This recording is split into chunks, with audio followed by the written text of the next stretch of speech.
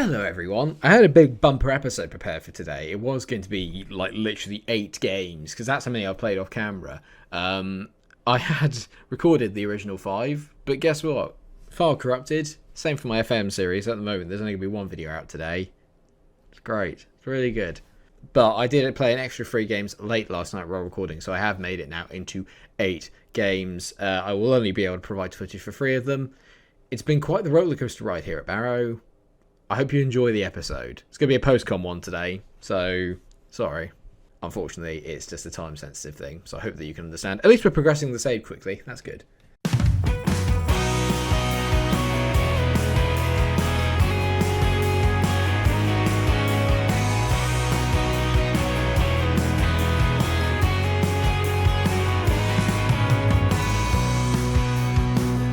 So to show what happened on the games off of camera, you can tell here a bit of a mixed bag really. Last time out we lost 4-2 to Forest Green, but we beat Cheltenham 2-0, lost 4-0 to Leyton Orient, 3-1 to newly promoted Harrogate, and then beat Crawley 4-1. So safe to say, we are a little bit inconsistent as a team. We score loads of goals and we also have a tendency to concede loads. I've noticed that when we go behind first, we really do struggle to go on and win games, and I was desperately in need of some points. Players were unhappy, the board were unhappy.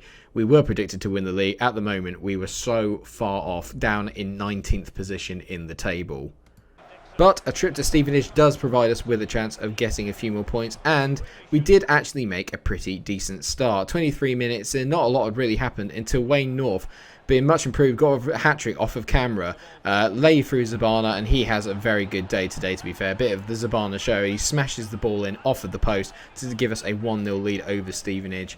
And you can tell here, it's just the sheer pace and power of the man, and it's a decent finish at the end. Very pleased with Zabana. He's been playing really well, just needs a couple more goals to add. Unfortunately, then, he did turn provider, letting in Wayne North, who I said is in good goal-scoring form. He managed to get his 4th in 2 games. Very, very impressive from the big man. Finally looking like he's the kind of player that we thought he would be. Again, Zabana released here in the second half on the hour mark. He just tees it across to Nuttler, playing in that left midfield role, and he opens his account for the year with a lovely take-and finish. And that wasn't actually going to be his only goal today. You can tell here, Reece Crane released down the right-hand side in the 74th minute.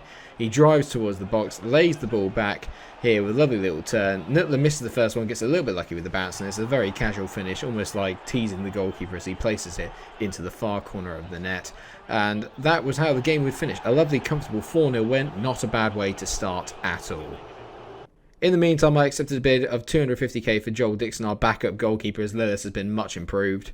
But that did set us up with a chance to continue our decent form with the game against Oldham, and unfortunately we did not get off to the best start. You can tell here, only 8 minutes in, McCalmont plays in Blackwood, and he has a lovely finish into the back of the net. Near post finishes this year, doing my nutting, and the games we lost off of camera, I was so angry. The amount of goals I win at the near post was ridiculous. McCalmont was teasing us all day today here. He played a great ball into McAnally. I do really well here with Kilama just to not give away the penalty, and we're lucky that it wasn't 2. But don't worry, it wasn't long before it was. McCalmont here on the ball, finding Blackwood. He plays it back to McCalmont, and he was absolutely exceptional in that first half and deserved to get his goal. 2-0. And they still weren't done. 33 minutes into the first half. McAnally here, absolutely sensational finish. We were all over the place at the back. Like I said, once we concede 1, we go behind. We tend to kind of really, really fall apart. And it was to continue in the second half as well. As Oldham, McAnally just had a sensational game. McCalmont chipping me there in off the bar. I mean, any shot they had went in. It was ridiculous. We did manage to pull one back through Wayne, again in very good goal scoring form. That's 5 in 3 for him now. Kind of went to grab the ball in vain, but it wasn't enough to win the game. We lost 4-1 at Holker Street. Our home form is absolutely abysmal. And things weren't going to get any better with tough upcoming fixtures against Walsall away, who are currently in 6th, and then Carlisle leading the league at the top. And we didn't get off to the best start against Walsall either, as we get turned inside out here. Pirinen, who has been very good, got turned inside out by the striker, and there was 1-0 to them. But fortunately, we did get a little bit lucky. A lovely, well-worked goal there between Mikey Ferguson and Jenky Wanky, who has actually started to play a little bit better now. He's got 5 goals. Most of them were off of camera, unfortunately, in the games where the file was corrupted. But a good take here by him, and he takes it back to 1-1. We played really well in this game, to be fair. The first half was very exciting as Zabana goes through on goal here. And just look at the pace and power of the man. It is nothing but sheer determination. Can he finish? You bet he can. Zabana finally coming to the fore here. Him and Wayne. As soon as I knew we could get them into some form, we were going to be okay. It was a pretty dull game, and we did manage to hold out and get ourselves a very crucial 2-1 win. And that led us into the game against Carlisle United, who were top of the league at Holker Street. Could we actually make the most of our very poor home form and turn it around? It was a decent start. Zabano goes through on goal here. A very poor finish to start with. Gets very lucky and then taps it in on his wrong foot. Very boring game though, to be fair. You can tell that's in the 42nd minute. So we had an entire half where not a lot really happened. But it did kick into a little bit of life in the second half here. It was a lovely ball down the side, releases Nuttler. He plays in a great ball to Wayne North. And of course, Wayne now on his way towards the golden boot. He's been playing catch-up for quite a long time, but he is absolutely on fire as it stands.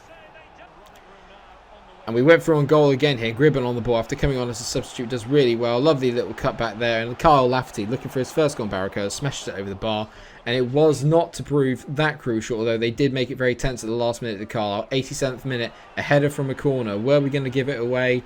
Unfortunately not for Carlisle. We managed to maintain our win, get a lovely 2-1 finish. I was very, very impressed with the defence and the way we played. Unfortunately, that means that we've racked up a number of wins in a row. And finally, we're beginning to climb the table up into the top half of it. And we have some big games coming up very soon against Grimsby and Exeter. But we got a lot of the difficult games out of the way. Sorry it's such a short episode. I hope that you have enjoyed it. Please do remember to like, share and subscribe. We'll come back with live games in the next episode. But until then, make sure that you take care of yourselves, everyone. Please like, share and subscribe and stay cool.